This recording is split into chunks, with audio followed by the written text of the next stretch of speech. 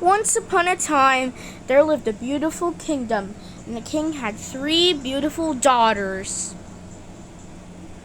The king wanted to find husbands for his daughters before he died, but he could not decide which daughter to receive the most beautiful of his 3 kingdoms. So he decided to give the most beautiful kingdom to the daughter who loved him the most. And the eldest replied, "I love you, dear father, like emeralds." And the middle replied, "I love you, dear father, just like rubies and sapphires." And the youngest replied, "I love you, dear father, like people love salt." "What do you mean salt, you ungrateful child? You will spend the remainder of your days alone." His daughter tried to explain that people love salt very much indeed.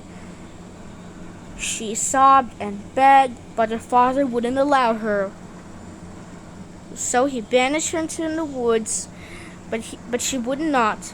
She would go all by herself, but her father shunned her from his palace. The poor princess walked and walked. She was terribly sad. She walked until she reached a vast forest. There she found a large hollow tree, and she hid herself inside the hollow in the tree. One day, the prince from the neighboring kingdom was out hunting when he spotted the princess and saw the princess, and she hid in a hollow tree, which is in the hollow. But the hollow was bigger than before.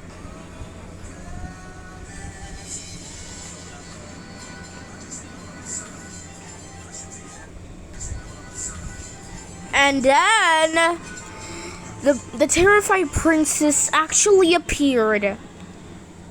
And she was so beautiful, but she would not stop crying. The prince embraced the sad princess and took her to the modern world. Once there, they celebrated a festival which is from the Philippines and Asia and Russia.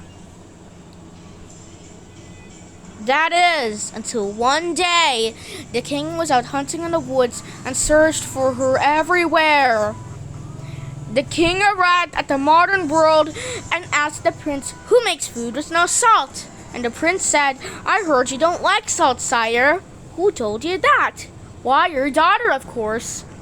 Then the princess appeared, for she smiled at him, who shed tears of joy.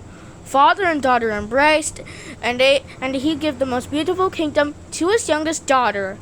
And they all lived happily ever after.